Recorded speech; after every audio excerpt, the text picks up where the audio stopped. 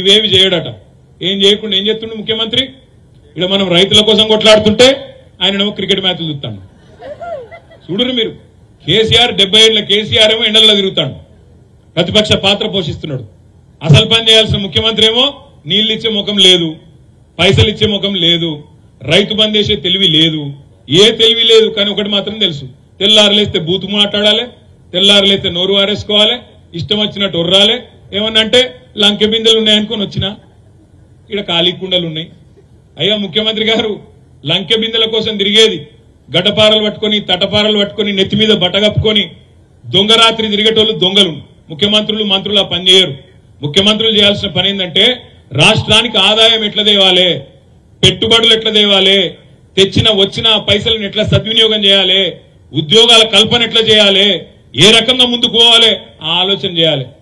ఇంకా ఘోరం అనిపించేది ఏంటంటే, బాధ అనిపించేది, ఇది రైతు దీక్ష నాకు ఎరికే, కానీ ఒక్క మాట చెప్పాలి మీకు.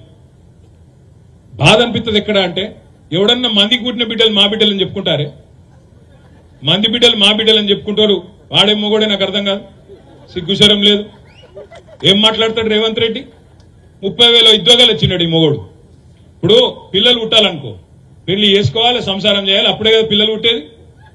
అంటే ఉద్యోగం ఇవ్వాలనుకో, ఉద్యోగాలు ఇచ్చినా అని చెప్తున్నావు.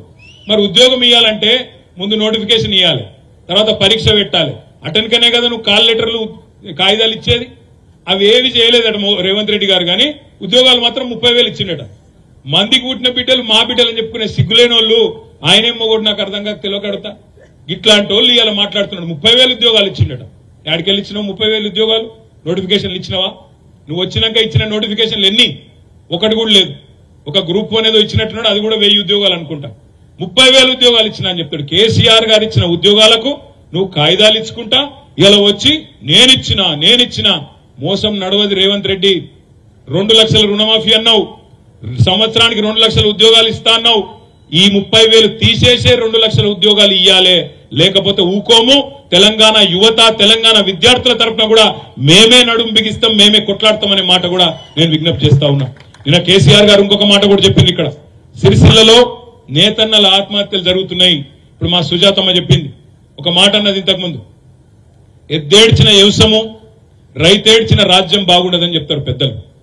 ఆమె ఇంకొక మాట అన్నది, బట్ట నేసేటోడో లేకపోతే ఏం కట్టుకుంటాడు వాడు అన్నది. ఇవాళ ఒక దిక్కు రైతు అవస్థలు ఉన్నాడు, ఇంకో దిక్కు నేతన్న కూడా అవస్థలో ఉన్నాడు. ఇవాళ ఇప్పుడే ఒక నేతన్న ఆత్మహత్య చేసుకున్నాడని చెప్పి కూడా మీడియా సోదరులు ఇప్పుడే చూపెడతా ఉండే. ఇక్కడ ఇంకొక నేతన్న ఇయ్యాలని ఆత్మహత్య చేసుకున్నాడు అన్నా అని రాజీవ్ నగర్ లా. అందుకే నేను అనేది మిమ్మల్ని, ఇవాళ ఏ వర్గం సంతోషంగా ఉంది రాష్ట్రంలో?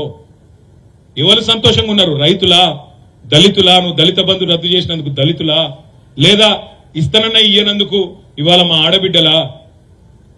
ఎన్నెన్ని మాటలు, ఎన్నెన్ని 4 నెలలనే ఎన్ని కథలు మీరు అనొచ్చు. గింత జల్దీ అంటారే మీరు, కొద్దిగా టైం ఉన్నది కదా, ఇంకా 4 ఏళ్ళు ఉన్నది కదా అనొచ్చు ఎవరన్నా. వాజీబే. ఎప్పుడు వాజీబు? నువ్వు ఆ మాట చెప్పకపోతే వాజీబు. నువ్వే అన్నావు కదా, నువ్వే నరికినావు కదా, 100 రోజులలో ఇది చేస్తా, అది చేస్తా, 100 రోజులలో రుణమాఫీ చేస్తా, 100 రోజులలో నేను రైతు భరోసా ఇస్తా. ఎవడు చెప్పమన్నాడు? నేను చెప్పినావు కాబట్టి అడుగుతున్నాం, చెప్పినావు కాబట్టే యాద్ చేస్తున్నాం. నేను మా సిరిసిల్ల నేతన్నలకు కూడా నిన్ననే పెద్దలు కేసీఆర్ గారు చెప్పినట్టుగా ఇవాళ ఎట్లయితే రైతు దీక్ష చేస్తున్నామో, నేతన్నల తరఫున కూడా మేమే ముందుకు పోతాం. మేమే నేతన్నల కోసం కూడా ఇక్కడనే సిరిసిల్లలో, పోచంపల్లిలో, గద్వాలలో, ఎక్కడెక్కడైతే రాష్ట్రంలో నేతన్నలు ఉన్నారో ప్రతి చోట కూడా ఇదే పద్ధతిలో దీక్షలు కూడా తీసుకుంటామనే మాట కూడా నేను విజ్ఞప్తి చేస్తా ఉన్నా.